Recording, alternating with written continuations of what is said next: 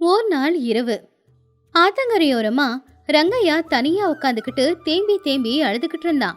அவனை சுத்தி அங்க யாருமே இல்ல. ஆத்துல தண்ணி சத்தம் மட்டும் தான் கேட்டுக்கிட்டு இருந்துச்சு. ரங்கையா பழைய வலைய பக்கத்துல வச்சு ஆகாயத்தை பார்த்து ரொம்பவும் அழுதுகிட்டே, கடவுளே, ஏன்பா எனக்கு இவ்வளோ கஷ்டத்தை கொடுக்கற? நான் என்ன பாவம் பண்ணேன்னு இவ்வளோ பெரிய தண்டனை எனக்கு? ஒரு காலத்துல எங்க தாத்தா ஆத்துக்குள்ள வலைய வீசினா அந்த ஆத்து தாயே பயந்து நிறைய மீன்களை வலைக்குள்ள கொடுப்பாங்களாமா. எங்க அப்பா கூட நிறைய மீனோட தான் வீட்டுக்கே வருவாராமா. எங்க அம்மா இந்த கதையை சொல்லி தான் எங்களை சந்தோஷப்படுத்துவாங்க. என் குடும்பத்துல எல்லாருமே மீன் பிடிக்கிறதுல திறமசாலிங்கன்னு ஊரே சொல்லுது. ஆனா எனக்கு மட்டும் என்னப்பா இந்த தலையெழுத்து? நான் வலைய எவ்வளோ வேகமா வீசினாலும் எவ்வளவு ஆழமா வீசினாலும் ஒரே ஒரு மீன் கூட மாட்ட மாட்டேங்குது. இந்த ஆத்துக்கு என் மேல என்ன கோபம்? என் கையில எதனா தோஷம் இருக்கா? நான் எதனா பாவம் பண்ணியிருக்கேனா? பசியால தவிக்கிற என் பொண்டாட்டியையும் என் பாட்டியையும் பார்க்கும்போது எனக்கு உயிரே போற மாதிரி இருக்கு. என்னை நம்பி இருக்கிறவங்களுக்கு சாப்பாடு கூட போட முடியாத நிலைமையில நான் எதுக்கு இருக்கணும்? பேசாம என்னோட உசிரையும் நீ எடுத்துக்கோயேன். ரங்கா அப்படி அழுதுகிட்டு இருக்கும்போது அவனுடைய மனைவியான லட்சுமி அவனை தேடிக்கிட்டு அங்க வந்தா. புருஷன் படுற கஷ்டத்தை பார்த்ததும் அவ கண்ணுல இருந்து கண்ணீர் வந்துச்சு. ஏங்க, எதுக்காக இப்படி தேம்பி தேம்பி அழுதுகிட்டு இருக்கீங்க? உங்க கண்ணுல கண்ணீரை பார்த்தா என் மனசுக்கு தாங்காதுன்னு உங்களுக்கு தெரியாதா? தயவு செஞ்சு அழாதீங்க. இன்னைக்கு நமக்கு நாள் நல்லா இல்லாம போகலாம், ஆனா என்னைக்காவது ஒரு நாள் நமக்கும் நல்ல காலம் வருங்க. அழாம எப்படி இருக்கிறது லக்ஷ்மி? ஒரு காலத்துல என் குடும்பத்தோட பேரை சொன்னாலே எல்லாரும் திறமையான மீனவர்கள்னு சொல்லுவாங்க. ஆனா இன்னைக்கு என்னோட நிலைமைய பாரு. என்னால நம்ம குடும்பத்தோட பேரு போயிடுச்சு. நான் திறமையே இல்லாதவன். என்னால ஆத்துல இறங்கி ஒரு மீனை கூட பிடிக்க முடியல. என்னை பார்த்தா எனக்கே கோபம் வருது. எனக்கு உசுரோட இருக்கவே சுத்தமா பிடிக்கல லக்ஷ்மி. அப்படி சொல்லாதீங்க. நீங்க பகல் ராத்திரி அந்த ஆத்துல கஷ்டப்படுறது எனக்கு நல்லா தெரியுங்க. கடவுளுக்கு நம்ம மேல ஏதாவது கோபம் இருக்கலாம், ஆனா உங்க மேல எந்த ஒரு தப்பும் இல்லைங்க. நான் பசிய கூட தாங்கிப்பேங்க, ஆனா உங்க கண்ணுல இருந்து வர கண்ணீரை என்னால தாங்கிக்க முடியாதுங்க. நீங்க கவலைப்படுறதை என்னால பார்க்க முடியல. நாளைக்கு விடியற பொழுது நமக்கு நல்லதாவே விடியட்டும். வாங்க, நாம வீட்டுக்கு போலாம் வாங்க. அடுத்த நாள் காலையில சூரியன் இன்னும் முழுசா வெளியே வரவே இல்லை. ரங்கையா அவனுடைய பழைய வலையையும் அப்படியே ஒரு தூண்டிலையும் எடுத்துக்கிட்டு ஆத்தங்கரைக்கே போனான். அவன் போய்கிட்டு இருக்கும்போது வழியில ஒரு மரத்தோட நிழல்ல ஒரு பிச்சைக்காரன் படுத்துக்கிட்டு இருந்ததை அவன் பார்த்தான். அவனுக்கு கவலையா இருந்துச்சு. அவரை பார்த்து ரங்கையா அங்கேயே நின்னுட்டான். ஐயோ கடவுளே, இந்த ஆளு யாருன்னே தெரியலையே. இப்படி கொட்டுற மழையில நனைஞ்சுக்கிட்டு இந்த இடத்துலயே படுத்து தூங்கி இன்னும் எப்படி இவர் உயிரோட இருக்காரு? பாவம், கடவுள் ஏன் தான் இந்த மனுஷனுக்கு இவ்வளோ சோதனையை கொடுக்கறாரோ? எனக்குன்னு தங்குறதுக்கு வீடாவது இருக்கு, கட்டிக்க 4 துணிமணியாவது இருக்கு. இந்த மனுஷனுக்கு கடவுள் அதை கூட கொடுக்கல போல. ஐயா பெரியவரே, எழுந்துருங்க. உங்களுக்கு குளிர்லையா? ராத்திரி எதனா சாப்பிட்டீங்களா? எழுந்துருங்க. இல்லப்பா, கடந்த 2 நாளா என் வயிற்றுக்கு பச்சை தண்ணியை தவிர சாப்பாடுன்னு எதுவுமே கிடைக்கல. வயிறெல்லாம் இழுத்து பிடிச்சி ரொம்ப வலி எடுக்குதுப்பா. உங்ககிட்ட சாப்பிட எதனா இருந்தா எனக்கு கொடுத்துட்டு போயேன், உனக்கு புண்ணியமா போகும். என்கிட்ட சாப்பிட்றதுக்குன்னு சாப்பாடு இல்லை பெரியவரே. ராத்திரி என் பொண்டாட்டி செஞ்ச ஒரு ரொட்டி இருக்கு, அதை தான் துணியில கட்டி கொடுத்துருக்கா. மதியம் சாப்பிடலனாலும் பரவாயில்ல, இந்தாங்க, இதை நீங்க சாப்பிடுங்க. உங்க பசி தீர்ந்தாலே சந்தோஷம்தான். உன்னோட வயிற்ற காய போட்டு எனக்கு சாப்பாடு கொடுக்குறியப்பா. உனக்கு ரொம்பவே நல்ல மனசு. அந்த கடவுள் உன்னை எப்பவுமே நல்லபடியா பார்த்துக்கணும். இந்த நன்றியை நான் எப்பவும் மறக்க மாட்டேன். கவலைப்படாதீங்க ஐயா, பசியோட இருக்கீங்க, சாப்பிடுங்க. இன்னைக்கு நமக்கு நேரம் சரியில்லாம இருக்கலாம், ஆனா இது நிரந்தரம் கிடையாது. என்னைக்காவது ஒரு நாள் அந்த கடவுள் நமக்கு நல்ல வழியை காட்டுவான். அப்ப நாம சந்தோஷமா இருக்கலாம். இப்போதைக்கு இதை சாப்பிட்டு வயிற்ற நிரப்பிக்கோங்க. என் தலையெழுத்து நல்லா இருந்து என் வலையில மீன் மாட்டுச்சுன்னா தினமும் உனக்கு கொண்டு வந்து கொடுக்கறேன். அழாம சாப்பிடுங்க அப்படின்னு அந்த பெரியவருக்கு நம்பிக்கையை கொடுத்துட்டு ரங்கையா வலையை எடுத்துக்கிட்டு ஆத்தங்கரைக்கு போகும்போது அவன் படகு பக்கத்துல அவனுடைய நண்பனான சூரியன் நின்னுக்கிட்டு இருந்ததை அவன் பார்த்தான். என்னடா ரங்கா, முகம் வாடி போயிருக்க. நீ சரியா சாப்பிடல அப்படிங்கிறத உன் கண்ணே சொல்லுது. பேசாம ஒன்று பண்ணலாம். நாம 2 பேரும் இன்னைக்கு ஒன்னா போகலாம். ஆழமான இடத்துல வலைய போடுவோம். கிடைக்கிற மீனை பாதி பாதி எடுத்துக்கலாம். என்னால உன்னை இப்படி பார்க்க முடியலடா. வேண்டாம் சூரி, எனக்கு நேரம் சரியில்லை. என்னோட தரித்திரம் என்னோடவே போகட்டும். அது உனக்கும் வர வேண்டாம். நான் தனியாவே போய் வலைய போட்டு மீன் பிடிக்கிறேன். என் தலையெழுத்தை நான் தாண்டா அனுபவிக்கணும். நீ போடா. நீ எப்பவுமே இப்படி தாண்டா. கஷ்டத்தை யார் கூடவும் பங்கு போட மாட்ட. உனக்குள்ளேயே வச்சுக்கிற. சரி, அந்த கங்கை அம்மனை வேண்டிக்கிட்டு வலைய போடு. இன்னைக்காவது உன்னோட வலையில மீன் மாட்டணும்னு நான் வேண்டிக்கிறேன். பத்திரமா போயிட்டு வா. ரங்கா மனசுக்குள்ள தைரியத்தோட ஆத்துக்கு நடுவுல போனான். அவன் கங்கையம்மனை பார்த்து கையெடுத்து கும்பிட்டு முழு தைரியத்தோட முழு பலத்தோட அந்த வலைய தூக்கி ரொம்ப ஆழமா போட்டான். அம்மா தாயே, என் மேல உனக்கு என்ன கோவம்னு தெரியல. ஆனா எந்த கஷ்டம் இருந்தாலும் தயவு செஞ்சு என்னை மன்னிச்சு என் மேல கருணையை காட்டு. இன்னைக்கும் நீ கருணை காட்டலனா என் வீட்டில் இருக்கிற என் பொண்டாட்டியும் என் பாட்டியும் அவங்க உசுரை தான் விடணும். எனக்காக இல்லைனாலும் என் வீட்டு பொம்பளைங்களுக்காகவாவது கருணை காட்டுமா. உன்னை நான் கெஞ்சி கேட்கறேன். 1 மணி நேரம் காத்திருந்து ஆசையா வலையை எடுத்து பார்க்கும்போது அதுல ஒரு மீன் கூட இல்ல. ஒரே ஒரு சின்ன மீன் கூட அந்த வலையில மாட்டி இருக்கல. மறுபடியும் போட்டா மறுபடியும் மீன் கிடைக்கல. வெறும் வலை மட்டும்தான் திரும்ப திரும்ப வந்துகிட்டு இருந்துச்சு. வெறும் கையில வீட்டுக்கு போனா சாப்பிட எதுவுமே இருக்காது அப்படின்னு அப்புறம் பாட்டியோட முகத்துல எப்படி முடிக்கிறது அப்படிங்கிற பயத்துல சாயந்தரம் இருட்டாகிற வரைக்கும் கூட அவன் வலைய போட்டுக்கிட்டே தான் இருந்தான். கையெல்லாம் வலிக்க ஆரம்பிச்சுது. ஆனா ஒரு மீன் கூட மாட்டவே இல்லை. கண்ணுல கண்ணீரோட மனசுல சோகத்தோட அவன் படகை எடுத்துக்கிட்டு கரைக்கு வந்து பொறுமையா நடந்து போய்கிட்டு இருந்தான். வீட்டுக்கு போனப்போ அவனுடைய பாட்டியான ரங்கம்மா வெளியில உட்காந்துக்கிட்டு இருந்தாங்க. ரங்கையா எதுவுமே பேசாம அமைதியா போய் திண்ணையில உட்காந்துக்கிட்டான். என்னடா ஆச்சு? தினமும் வேலையை முடிச்சுட்டு வீட்டுக்கு வரும்போது பாட்டின்னு கூப்பிட்டுக்கிட்டே வருவேன். ஆனா இன்னைக்கு என்னமோ வந்து அமைதியா உட்காந்துக்கிட்டு இருக்க. என்னைக்கும் அந்த கங்கை அம்மனுக்கு உன் மேல கருணை காட்ட தோணலையா? இல்ல பாட்டி, என்னோட தலையெழுத்து சரியில்லை. அந்த கடவுள் என்னை படைச்சது இப்படி கஷ்டப்படுறதுக்காக தான் இருக்கும்னு நினைக்கிறேன் பாட்டி. எவ்வளவுதான் கஷ்டப்பட்டாலும் எவ்வளவு ஆழத்துக்கு போய் வலைய வீசினாலும் ஆத்துல இருந்து ஒரு மீன் கூட மாட்டல. இன்னைக்கு நம்ம தண்ணியை தான் குடிக்கணும். என்னால இந்த குடும்பத்துக்கு எந்த பிரயோஜனமும் இல்ல பாட்டி. என் தாத்தா பேரை என்னால காப்பாற்ற முடியல. அப்படியெல்லாம் சொல்லக்கூடாதுப்பா. எல்லா நேரமும் ஒரே மாதிரி இருக்குமா என்ன? ஏன் வம்சத்துல பிறந்த நீயும் திறமசாலி தாண்டா. அந்த கங்கை அம்மன் ஒரு நாள் உன் மேல கருணையை காட்டுவா. கவலைப்படாத, நாளைக்கு எல்லாம் சரியா போயிடும். லக்ஷ்மியும் வெளியில வந்து உள்ள வாங்கன்னு எவ்வளவு கூப்பிட்டாலும் ரங்கையாவுக்கு வெறும் கையோட உள்ள போக விருப்பமே இருக்கல. அவன் பொண்டாட்டிக்கிட்ட சமைச்சியான்னு கேட்க கூட முடியாது. ஏன்னா சமைக்கதான் வீட்டுல எதுவுமே இல்லைன்னு அவனுக்கு நல்லாவே தெரியுமே. அதனால அவன் திண்ணையில அப்படியே படுத்து தூங்கிட்டான். அன்னைக்கு ராத்திரி ரொம்ப நேரம் ஆயிடுச்சு. அப்போ லக்ஷ்மி ஒரு தட்டுல சுட சுட சாதத்தையும் மீன் குழம்பையும் ஊத்தி புருஷனுக்காக கொண்டு வந்தா. அந்த குழம்போட வாசம் வந்த உடனேயே ரங்கையா உடனே எழுந்துச்சு உக்காந்தான். என்ன லக்ஷ்மி இது? சாப்பாடு, மீன் குழம்பு. ஆனா காலையில நம்ம வீட்டில் ஒரு பருக்க கூட கிடையாது. யாருக்கிட்டையாவது கடன் வாங்கினியா இல்ல யாருக்கிட்டனா கேட்டு வாங்கினியா? எதுக்காக லக்ஷ்மி இப்படியெல்லாம் பண்ற? நீங்க என்ன திட்டலனா நான் ஒரு விஷயம் சொல்றேன். நீங்க பசியோட இருக்கிறத பாத்துக்கிட்டு என்னால சும்மா இருக்க முடியலங்க. அதான் நீங்க இன்னைக்கு மீன் பிடிக்கிறதுக்காக ஆத்துக்கு போனீங்கல்ல, அப்போ நம்ம வீட்டுக்கு பின்னாடி ஒரு கால்வாய் இருக்கே, அங்க நான் போனேன். அங்க எதுக்காக நீ போன லக்ஷ்மி? என்ன மன்னிச்சிடுங்க. பொம்பளைங்க எப்பவுமே தூண்டில பிடிக்க கூடாது, வலைய போட்டு மீன் பிடிக்க கூடாதுன்னு நீங்க நிறைய தடவை சொல்லிருக்கீங்க. ஆனா எனக்கு வேற வழி தெரியலங்க. என்ன கட்டுன புருஷன் நீங்க. பசியோட இருக்கிறத என்னால பார்த்துட்டு அமைதியா இருக்க முடியல. அதனாலதான் வீட்டுல இருந்த ஒரு பழைய தூண்டில எடுத்துக்கிட்டு போய் அந்த கால்வாயில நான் போட்டேனா, அதிசயமா உடனே சின்ன சின்ன மீனுங்க எல்லாம் மாட்டுச்சுங்க. அந்த மீனுங்களை கொண்டு போய் நான் சந்தையில வித்தேன். அதுல வந்த வருமானத்துல தான் வீட்டுக்கு கொஞ்சம் அரிசி வாங்கிட்டு வந்தேங்க. மிச்சம் இருக்கிற மீனை வச்சுதான் இதோ இந்த மீன் குழம்பு செஞ்சேன். நீங்க சொன்னா திட்டுவீங்கன்னு எனக்கு தெரியும். அதனாலதான் சாயந்தரம் இந்த விஷயத்த சொல்லல. என்ன மன்னிச்சிடுங்க. நான் எதுக்காக திட்ட போறேன் லக்ஷ்மி? என்னோட பசியை தீக்கிறதுக்காக நீ கஷ்டப்பட்டு உழைச்சிட்டு வந்திருக்க. உன்னை என் குலசாமியா தான் நான் பார்க்கணும். என்னை மன்னிச்சிடு. என்னை கட்டிக்கிட்ட நாள்ல இருந்து நீ கஷ்டத்தை மட்டும்தான் பார்த்துருக்க. உனக்கு நான் எந்த சந்தோஷமும் கொடுக்கல. என்னால உனக்கு ரொம்பவே கஷ்டம் இல்லை. இத்தனை வருஷத்துல என்ன எவ்வளவு பாசமா நீங்க பாத்துக்கிட்டு இருக்கீங்க. அதை விட வேற என்னங்க வேணும்? முதல்ல நீங்க சாப்பிடுங்க. உங்க வயிறு நிறைஞ்சதுன்னா என் மனசு நிறையுங்க.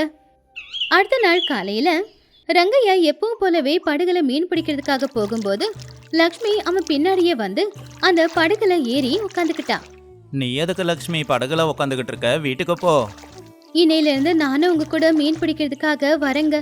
2 பேருமே அந்த அம்மன் கிட்ட கையேந்தி கேட்டுக்கலாம். 2 பேரும் மனசுக்காகவும் அந்த அம்மன் கொஞ்சம் மீனை கொடுக்க மாட்டாளா? வேண்டான்னு சொல்லிடாதீங்க. ரங்கையாவும் சரி அப்படின்னு சிரிச்சான். 2 பேரும் ஆத்துக்கு நடுவுல போனாங்க. லக்ஷ்மி கண்ணு மூடிக்கிட்டு அந்த கங்கை அம்மன் கிட்ட அவ வேண்டிக்கிட்டு இருந்தா.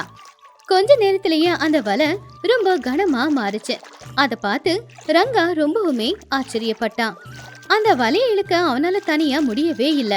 லக்ஷ்மி, வலை ரொம்ப கனமா இருக்கு. இந்த பக்கம் வா, நீயும் பிடிச்சி இழு. அப்பதான் அந்த பக்கமா மீன் பிடிச்சுக்கிட்டு இருந்த அவனுடைய நண்பனான சோரி இவங்க படுற கஷ்டத்தை பார்த்து அவங்க படகுக்கு பக்கத்துல வந்தான். டே ரங்கா, இருடா, நானும் உதவிக்கு வரேன். 3 பேருமா சேர்ந்து வலையை இழுக்கலாம். வலைய 3 பேரும் சேர்ந்து கஷ்டப்பட்டு இழுத்தாங்க. ரொம்பவும் விலை அதிகமான பெரிய பெரிய மீனுங்க அந்த வலை நிறைய மாட்டி இருந்துச்சு. ரங்காவோட கண்ணுல இருந்து ஆனந்த கண்ணீர் வந்துச்சு.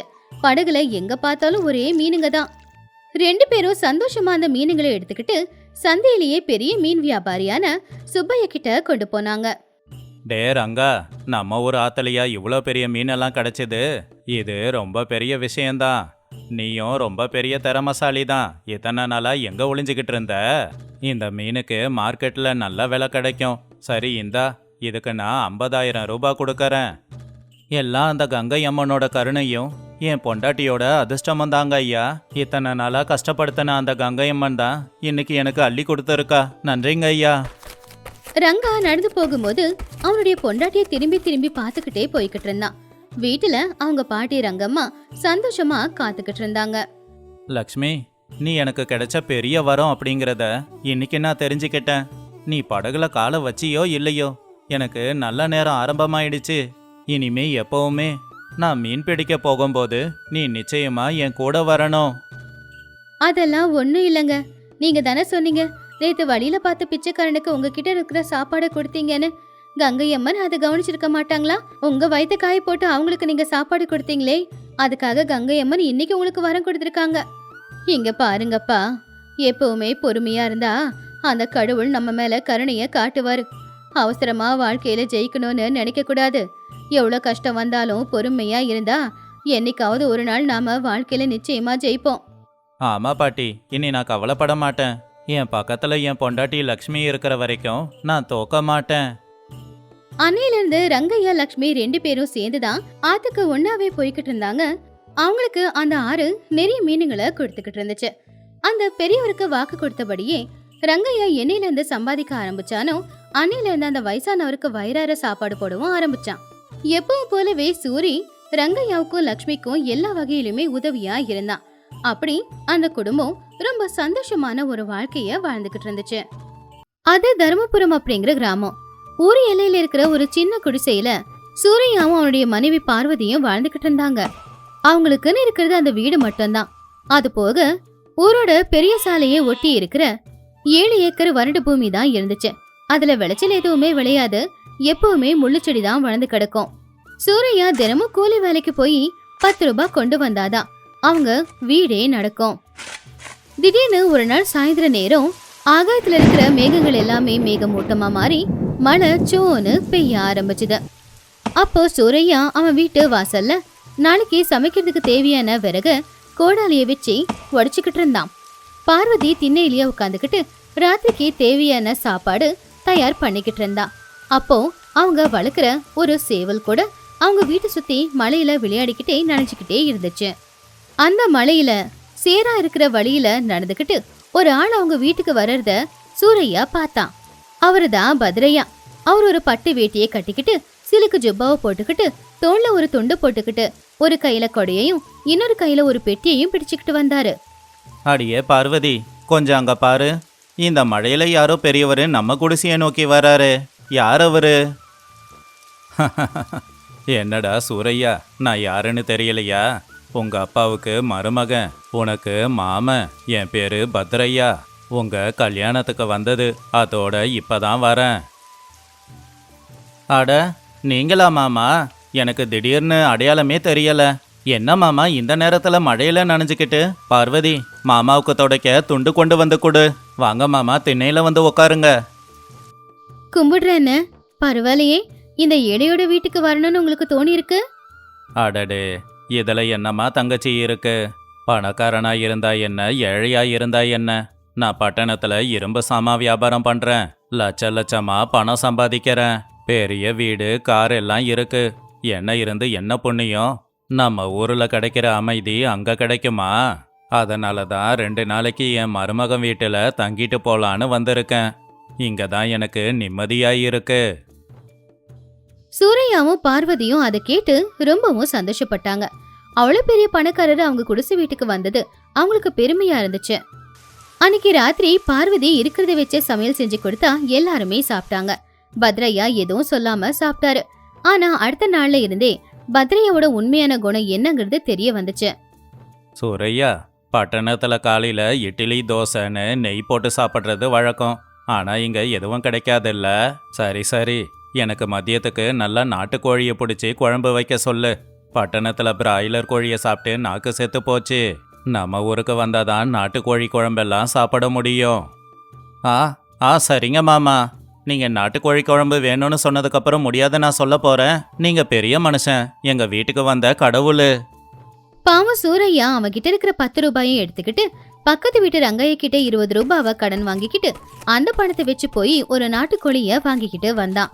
அன்னைக்கு மதியம் பார்வதி கஷ்டப்பட்டு சுவையான நாட்டுக்கோழி குழம்ப வச்சான். பத்ரையா அந்த நாட்டுக்கோழி குழம்ப ஊத்திக்கிட்டு நல்லா குண்டாசோறு சாப்பிட்டு முடிச்சான். இப்படி ஒரு நாள் இல்ல 2 நாள் இல்ல, கிட்டத்தட்ட ஒரு வாரம் பத்ரையா அங்கேயே தங்குனான்.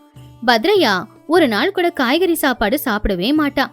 ஒரு நாள் மீன் குழம்புனா, ஒரு நாள் அவனுக்கு நாட்டுக்கோழி, ஒரு நாள் முட்டையோ கருவாடோ, இப்படி ஏதாவது அசைவம் தான் அவனுக்கு இருக்கணும். ஆனா சூரையா மட்டும் நம்மள தேடி வந்திருக்கிறவரு அவருக்கு எந்த குறையும் வைக்க கூடாதுன்னு சொல்லி ஊர்ல அங்க இங்கன்னு கடன் வாங்கி பத்ரையாவை நல்லாவே பாத்துக்கிட்டான். ஆனா எவ்வளவு நாளானாலும் பத்ரையா அந்த வீட்டை விட்டு போற மாதிரி தெரியல. பகல் பூரா திண்ணையில உட்காந்துக்கிட்டு அந்த ஊருக்காரங்க கிட்ட ஏதாவது பட்டணத்துக்கு அதே பேசிக்கிட்டு இருப்பான். இப்படியே 10 நாளும் ஆச்சு. சூரையா முழுசாவே கடன்ல முழுகிட்டான். வேலைக்கு போக முடியல. வீட்டுக்கு வந்த சொந்த பந்தத்தை வீட்டுல உட்காந்து கவனிக்கணும்ல. ஒரு நாள் ராத்திரி நேரம் வீட்டுக்குள்ள பத்ரையா தூங்கிக்கிட்டு இருக்கும் போது சூரையாவும் பார்வதியும் திண்ணையில உட்காந்துக்கிட்டு மெதுவா பேசிக்கிட்டு இருந்தாங்க. ஏங்க, அவரு மனசுல என்ன நினைச்சுக்கிட்டு இருக்காரு? நம்ம வீட்டுக்கு வந்து 10 நாள் ஆச்சு, இன்னும் அவரு ஊருக்கு போற மாதிரியே தெரியலையே. அதுலயும் நம்ம வீட்டுல காய் சமைச்சு கொடுத்தா சாப்பிட மாட்டேங்கிறாரு. உணவா கறியும் மீனும் தான் அவருக்கு தேவைப்படுது. நீங்க அவருக்காக ஊர் முழுக்க கடன் வாங்க ஆரம்பிச்சிட்டீங்க. கிட்டத்தட்ட 100 ரூபாய் கடன் வாங்கி வச்சிட்டீங்க. இப்படியே போச்சுன்னா எப்படி அந்த கடனை அடைக்க போறீங்க? அவரு போகுவாரா இல்ல இங்கேதான் இருப்பாரா? எனக்கும் இதெல்லாம் புரியுது பார்வதி. ஆனா என்ன பண்றது? அவர் எங்க குடும்பத்திலேயே பெரிய மனுஷன். அவரு நம்ம வீட்டுக்கு வந்திருக்காரு. அவரை நல்லபடியா பார்க்க வேண்டியது நம்மளோட கடமை இல்லையா? நாளைக்கு சொந்த பந்தங்க வீட்டுக்கு போய் சூரையா வீட்டுக்கு போன அவன் சரியா கவனிக்கலன்னு சொன்னா எனக்கு தானே கஷ்டம். இப்படியே மானம் மரியாதைன்னு பேசிக்கிட்டே இருங்க. பட்டணத்துல அவருக்கு அவ்வளோ பெரிய வியாபாரம் இருக்குன்னா 10 நாளா பட்டணத்துக்கு போகாம நம்ம வீட்டுல உட்காந்து என்ன பண்ணிக்கிட்டு இருக்காரு? அவரு பண்றதெல்லாம் பார்த்தா எனக்கு என்னமோ சந்தேகமா இருக்கு. நான் நேத்து துணி துவச்சு காய வச்சுக்கிட்டு இருக்கும் போது அவரு நம்மளுடைய 7 ஏக்கர் பூமிய மறுபடியும் உத்து பாத்துக்கிட்டு கையில இருக்கிற புத்தகத்துல ஏதோ கணக்கு வேற போட்டுக்கிட்டு இருந்தாரு. அடியே பைத்தியக்காரி, அந்த வறண்ட பூமியை வச்சுக்கிட்டு அவர் என்ன பண்ண போறாரு? அவருக்கு ஏக்கர் கணக்குல பூமி இருக்கு. நம்ம மேல இருக்கிற பாசத்துல தான் நம்மள பார்க்க வந்திருக்காரு. அவரே என்னைக்காவது ஒரு நாள் கிளம்புவாரு. அது வரைக்கும் கொஞ்சம் பொறுமையா இரு. ஆனா பார்வதிக்கு மட்டும் பத்ரையாவோட நடவடிக்கையில ஏதோ சந்தேகம் இருந்துகிட்டே தான் இருந்துச்சு. அவன் பேசுறது பழகுறது எதுவும் அவளுக்கு சரியா படல. ஒரு நாள் சூரையா ஏதோ வேலை இருக்குன்னு வண்டி எடுத்துக்கிட்டு பக்கத்து ஊருக்கு போயிட்டான். பத்ரையா திண்ணையில உட்காந்துக்கிட்டு இருந்தப்போ அப்பதான் அந்த பக்கமா வந்த அந்த ஊரோட தாசில்தார் கிட்ட பேசிக்கிட்டு இருந்தாரு. அவங்க 2 பேரும் என்ன பேசுறாங்க அப்படின்னு பார்வதி உள்ள நின்னு கேட்டுக்கிட்டு இருந்தா. என்ன பத்ரையா, பட்டணத்துல இருந்து எப்படி வந்த? ஆமா, பேரம் முடிஞ்சதா? வந்து 10 நாள் ஆச்சுங்க தாசில்தார் ஐயா. இந்த சூரையா இருக்கானே ரொம்ப அப்பாவியாயிருக்கான். என்னை பார்த்து ஐயோ பெரிய மனுஷன்னு மரியாதை கொடுக்கறான். தினமும் ஒரு நாட்டுக்கோழி அடிச்சு சாப்பாடும் போட்டுக்கிட்டு இருக்கான். இன்னும் 2 நாள்ல இதை பத்தி அவன்கிட்ட பேசதான் போறேன். பத்ரையா, அரசாங்கம் முடிவு பண்ணபடி அந்த பெரிய சாலை இருக்கு, அது நம்ம சூரையாவோட இடத்த ஒட்டி தான் போக போகுது. இது வரைக்கும் அந்த இடம் ஏக்கருக்கு 10 ரூபா கூட போகாது. ஆனா இப்ப பெரிய சாலை வர்றதால அந்த இடம் ஏக்கருக்கு லட்சக்கணக்கில் போக போகுது. ஆனா இந்த விஷயம் சூரையாவுக்கு தெரியாது. நீ ஏதாவது சொல்லி அந்த இடத்த 100 ரூபாய்க்கு வாங்கி அப்புறம் உன் பேர்ல எழுதிக்கோ. நாம அதை பாதி பாதியா பிரிச்சுக்கலாம். அதை பத்தி நீங்க கவலைப்படாதீங்க. அவன் என் கைக்குள்ள தான் இருக்கான். நாளைக்கு எப்படியாவது பேசி அந்த 7 ஏக்கர் பூமியை எழுதி வாங்குறேன். அவனுக்கு போனா போதுன்னு 100 ரூபாய் தரேன். இத கேட்டதும் பார்வதியோட தலையில இடியே விழுந்த மாதிரி இருந்துச்சு. இவரு உறவுக்காக வரல, இருக்கிற இடத்த புடுங்கிட்டு போறதுக்காக வந்திருக்காருன்னு தெரிஞ்சுக்கிட்டா. சாயந்தரம் சூரையா வீட்டுக்கு வந்ததும் பார்வதி நடந்தது எல்லாத்தையும் அவன்கிட்ட சொன்னான். அப்ப சூரையா ரொம்ப கோவமா, அவனை என்ன பண்றேன்னு பாரு. என் வீட்டுல இருந்துகிட்டு எனக்கே துரோகம் பண்றானா அப்படின்னு கோடாலிய கையில எடுத்துக்கிட்டான். அமைதியா இருங்க, ஆவேசப்படாதீங்க. அவரு நம்ம வீட்டுக்கு வந்த உறவு. அவரை நாம அடிச்சு விரட்டினோம்னா ஊருக்காரங்க 4 வார்த்தை தப்பா பேசுவாங்க. வீட்டுக்கு வந்தது எதிரியாவே இருந்தாலும் அவங்கள நாம காயப்படுத்த கூடாதுன்றதுதான் நம்மளுடைய வழக்கம். அவரு நம்மள ஏமாத்த முயற்சி பண்றாரு. ஆனா அவரு மனசு நோகாம அவரை ஏமாத்தி நம்ம வீட்டை விட்டு வெளியில அனுப்பிடலாம். அதுக்கு நான் சொல்றத நீங்க செய்யுங்க அப்படின்னு பார்வதி ஒரு நல்ல திட்டத்தை போட்டா. அடுத்த நாள் காலையில பத்ரையா எப்பவும் போலவே திண்ணையில உக்காந்துக்கிட்டு, பார்வதி, இன்னைக்கு கொஞ்சம் மீன் வறுவலும் மீன் குழம்பும் செஞ்சு கொடுமா அப்படின்னு அதிகாரமா சொன்னான். ஆனா பார்வதி உள்ள இருந்து ஒரு தட்டுல நேத்து வடிச்சு மிச்சமான கொஞ்சோண்டு சாப்பாடு, அதுல தண்ணிய ஊத்தி உப்பு போட்டு பக்கத்துல கொஞ்சோண்டு பச்சை மிளகா ஊறுகாவை கொண்டு வந்து வச்சா. என்னம்மா இது? நான் மீன் குழம்பு கேட்டா பழைய சோறும் ஊறுகாயும் கொண்டு வந்து தர. ஆமா, சுரையா எங்க? அப்பதான் வீட்டுக்குள்ள இருந்த சூரையா கண்ணுல கண்ணீரோட வெளியில வந்து நின்னுக்கிட்டு இருந்தான். புருஷ பொண்டாட்டி 2 பேருமே பயங்கரமா அழ ஆரம்பிச்சிட்டாங்க. என்னடா சுரையா, என்ன ஆச்சு? எதுக்காக இப்படி 2 பேருமே அழுதுகிட்டு இருக்கீங்க? யாராவது செத்து போயிட்டாங்களா? யாரும் சாகல மாமா. நாளைக்கு நாங்க தான் சாக போறோம். எங்க வாழ்க்கை மொத்தமும் போச்சு. எல்லாத்தையும் இழந்து நிக்கிறோம். நாளைக்கு நாங்க தான் எங்க உசுரை விடணும் போல. டேய், உனக்கு தான் நான் இருக்கனே. என்னாச்சுன்னு கொஞ்சம் தெளிவா சொல்லு. மாமா, நீ பெரிய கோடீஸ்வரன். என் வீட்டுக்கு வந்திருக்க. உனக்கு எந்த குறையும் வைக்கக்கூடாதுன்னு சொல்லி வட்டி வியாபாரி சுப்பையா கிட்ட நான் 5000 ரூபாய் கடன் வாங்கிட்டு வந்தேன்.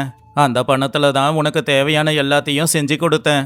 இப்ப அந்த சுப்பையா வந்து பணத்தை இப்பவே கொடு, இல்லனா உன்னோட அந்த 7 ஏக்கர் பூமியையும் என் பேர்ல எழுதிப்பண்ணு மிரட்டிக்கிட்டு இருக்கான். எங்களை இந்த வீட்டை விட்டு வேற வெளியில துரத்திடுவானா. அந்த பூமியும் போச்சுன்னா நாங்க எங்க தான் போறது? அண்ணன், உங்களை ராஜாவா பாத்துக்கணும் அப்படிங்கறதுக்காக அவரு இப்ப பிச்சைக்காரனா நின்னுக்கிட்டு இருக்காரு. இந்த சாப்பாடு கூட நேத்து மிச்சமான சாப்பாடு தான். நாங்க 2 பேரும் சாப்பிடவே இல்ல. நீங்களாவது சாப்பிடுவீங்கன்னு தான் உங்களுக்கு கொண்டு வந்து கொடுத்தேன். இத கேட்ட உடனே பத்ரையாவோட தலையில இடியே விழுந்த மாதிரி இருந்துச்சு. எந்த பூமியை எடுத்துக்கிறதுக்காக அவன் திட்டம் போட்டு இங்க வந்தானோ, இப்ப வெறும் 5000 ரூபாவுக்கு அது வட்டி வியாபாரிக்கு போயிடுமோ அப்படின்னு பயந்தான். என்ன பண்றதுன்னு தெரியாம அவன் முழிக்க ஆரம்பிச்சான். ஐயோ, உனக்கு என்ன பைத்தியமா பிடிச்சிருக்கு? 7 ஏக்கர் பூமியை எதுக்குடா சுப்பையா கையில கொடுக்கற? அவன் பெரிய திருடன், உன்னை ஏமாத்திடுவான். இந்த இடம் வித்தா இப்ப என்ன விலைக்கு போகும்? 1000 ரூபாய்க்கு கூட போகாது. ஆனா நான் இந்த இடத்துக்கு உனக்கு 10,000 ரூபாய் தரேன். பேசாம நீ இந்த இடத்த எனக்கே வித்துட. சுப்பையா கிட்ட வாங்கின 5000 ரூபாயை கொடுத்துட்டு மிச்சம் இருக்கிற பணத்துல எதனா கடையை வச்சு பொழைச்சிக்கோ. உனக்காக இந்த மாமன் இருக்கண்டா அப்படின்னு பத்ரையா சொன்னது கேட்டு சூரையா எந்த பதிலும் கொடுக்கல. ஆனா பார்வதி அவ கண்ணுல இருந்து வந்துகிட்டு இருந்த கண்ணீரை தொடச்சுக்கிட்டு ரொம்ப தைரியமா தெளிவா பத்ரையா முன்னாடி போய் நின்னு, என்னங்கண்ண, என்ன பேசிக்கிட்டு இருக்கீங்க? நீங்க எவ்வளவு பெரிய ஆளு. பட்டணத்துல கோடி கணக்குல லாபம் சம்பாதிக்கிற வியாபாரம் இருக்கு. நீங்க போய் இந்த 7 ஏக்கர் பூமிய வாங்கலாமா? அது வறண்ட பூமி, அங்க எதுவுமே விளையாது. பக்கத்துல காவா வேற போய்கிட்டு இருக்கு. எங்களுக்காக நீங்க 10,000 ரூபாய் கொடுத்து அந்த இடத்த வாங்குறது உங்களுக்கு நஷ்டம். ஏன் இப்படி பண்றீங்க? அதை கேட்டு பத்ரையா ரொம்பவும் ஆச்சரியப்பட்டான். பார்வதி கேட்ட கேள்விக்கு என்ன பதில் சொல்றதுன்னே தெரியல. ஆமா மாமா, நீங்க எங்க குடும்பத்துக்கே பெரிய மனுஷன். எங்க மேல எவ்வளோ பாசம் வச்சிருக்கீங்க. எங்களால உங்களுக்கு எதுக்கு நஷ்டம்? நான் தாசில்தாரை போய் பார்த்தேன். என் இடத்துக்கு பக்கத்துல தான் பெரிய சாலை வருதாமா. இப்ப அந்த இடத்தோட மதிப்பு 1,00,000 ரூபாய் இருக்குமாமா. 1,00,000 ரூபாய் மதிப்புள்ள இடத்த நான் எதுக்காக 10,000 ரூபாய்க்கு விற்கணும்? சுப்பையா வந்து கடனை கேட்டாலும் அவனையே 1,00,000 ரூபாய்க்கு அந்த பூமியை எடுத்துக்க சொல்லுவனே. அத கேட்ட உடனேயே பத்ரையாவோட இதய துடிப்பே நின்னு போச்சு. அவன் மனசுல போட்டிருந்த திட்டம், தாசில்தார் கிட்ட அவன் பேசினது எல்லாமே புருஷன் பொண்டாட்டிக்கு தெரிஞ்சு போச்சு. அதனால இவங்க உஷாராயிட்டாங்க அப்படின்னு அவன் தெரிஞ்சுக்கிட்டான். இங்க பாருங்க ஐயா, உறவு அப்படிங்கிற பேரை சொல்லி வீட்டுக்குள்ள வந்து நாங்க போட்ட சாப்பாட்டையே சாப்பிட்டுட்டு எங்களுக்கே துரோகம் நினைக்கிறீங்களே, இது நியாயமா? நீங்க தாசில்தார் கிட்ட பேசினத நான் கேட்டேன். ஆனா அப்பவும் உங்களை கழுத்து பிடிச்சி வெளியில நாங்க தள்ளல. ஏன்னா நீங்க எங்க சொந்த பந்தம். உங்களை அசிங்கப்படுத்துறதுல எங்க விருப்பம் இல்ல. நாங்க ஏழைங்களா இருக்கலாம், அப்பாவிங்களா இருக்கலாம், ஆனா அதுக்காக நாங்க முட்டாளுங்க கிடையாது. இந்த சாப்பாடை சாப்பிட்டுட்டு கிளம்புங்க. இன்னொரு தடவை எங்க வீட்டு பக்கம் வந்துடாதீங்க. வந்தா என் வீட்டுக்காரரு சும்மா இருக்க மாட்டாரு. பத்ரையாவுக்கு இன்னும் ஒரு நொடி கூட அங்க இருக்கிற தைரியம் வரவே இல்ல. அவன் யாருன்றது எல்லாருக்கும் தெரிஞ்சு போச்சு. அதனால அவன் ரொம்பவும் பயந்தான். என்ன மன்னிச்சிடு சூரையா, நான் தான் இடத்து மேல ஆசைப்பட்டு கம்மி விலையில இந்த இடத்த வாங்கலான்னு வந்தேன். ஆனா கிராமத்து ஜனங்களுக்கு என்ன பெருசா தெரிய போகுதுன்னு நினைச்சேன். ஆனா உன் பொண்டாட்டியோட புத்திசாலித்தனத்துக்கிட்ட நான் தோத்து போயிட்டேன் அப்படின்னு சொல்லி பத்ரையா பெட்டி எடுத்துக்கிட்டு வந்த வழியிலேயே கிளம்பி போயிட்டான். அப்ப சூரையா பார்வதிய பெருமையா பார்த்தான். நீ ரொம்ப புத்திசாலி பார்வதி. உன்னை பார்த்தா எனக்கு பெருமையா இருக்கு. உன்னோட புத்திசாலித்தனத்தால தான் அந்த பத்ரையா இப்போ வெளியில போயிட்டான். இந்த சந்தோஷத்துல நாம இன்னைக்கு நாட்டுக்கோழி வாங்கி சமைக்கலாம். பார்வதி அதை கேட்டு சிரிச்சுக்கிட்டே உள்ள போனா. அந்த 7 ஏக்கர் பூமிய ₹1,00,000 வித்து அவங்களுடைய கடன் எல்லாத்தையுமே அடைச்சு பச்சை பசேல்னு இருக்கிற வயலை வாங்கி புருஷன் பொண்டாட்டி சந்தோஷமா வாழ்ந்தாங்க. வீட்டுக்கு வந்தவங்க எதிரியாவே இருந்தாலும் அவங்கள நல்லபடியா பார்த்து அனுப்பணுங்கிறது தான் நம்மளுடைய வழக்கம். ஆனா யார் ஒருத்தங்க நம்மள ஏமாத்துற எண்ணத்தோட வீட்டுக்கு வராங்களோ அவங்கள உறவா இல்ல, மனுஷங்களா கூட மதிக்க கூடாது. கழுத்தை பிடிச்சு வெளியில தள்ளிதான் ஆகணும்.